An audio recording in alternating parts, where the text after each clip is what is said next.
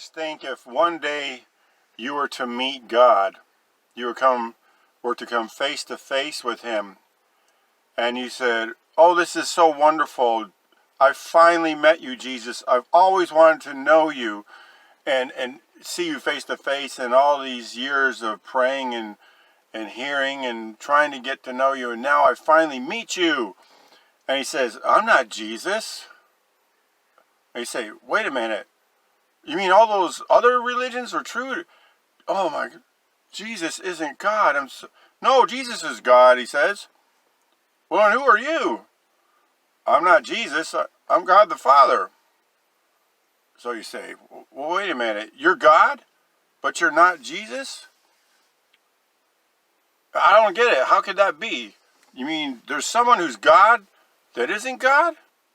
"Well, I'm just telling you, I'm not Jesus." "Are you the Holy Spirit?" "No, I told you, I'm the Father." Those two are somewhere else. You want to meet Him? You know, I know people say, "Well, this is ridiculous, Mark. This is," yeah, it is. The Trinity is ridiculous. I think it's something much worse. It is destruction, as in a destruction of a relationship. Because if you knew about someone and one day you finally got to meet them and they told you, "Oh, no, no, no, I'm not that one. I'm this other one of me," you would think they're insane, and you'd probably be at least partially right. They're certainly not fully sane if they say that, yeah, they are themselves, but not that one of themselves. "Oh no, Mark, did you see it's so big and it's so grand and it's so impossible to understand." "Don't worry about understanding it. You just got to believe it. That's all." Well, no, I do understand. I do.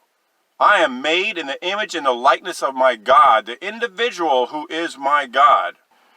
The attribute of individuality, I share that with Him. I know it's more complicated than that, but when it comes to my personality and the broad scope of it, that's one thing I share with Him. So I have a saying about what Jesus did when He came here. He didn't come here to humanize Himself. He came here to personalize Himself so that it could be accentuated. Because before that, He was making covenants with a people and contrasting the difference between those who at least partially believed in Him and those who didn't want anything to do with Him. And then He defined it more fully in that among the people who say they believe in Him, who really wants to get to know Him? Because that's who He addressed.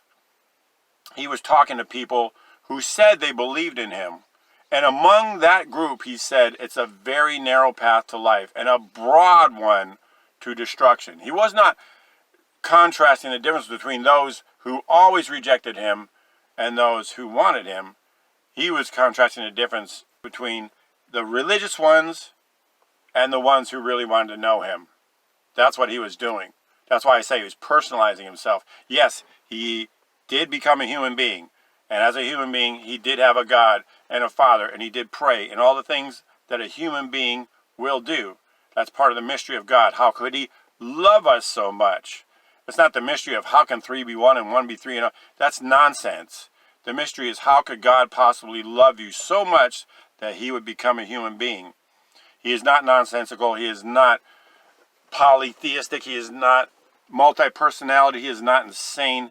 He is true, and He is easy to understand if you want to understand your God.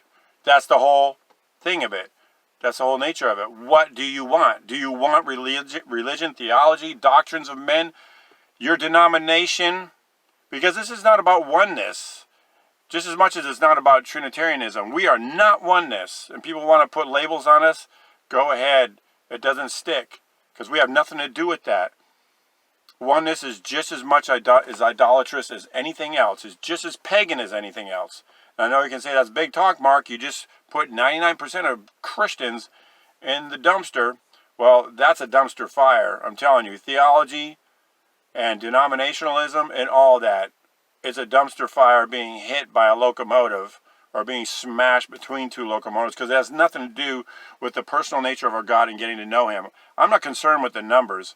And I'm not saying who's saved and isn't saved. God will save who he wants to save. If you want to know God, you will know God.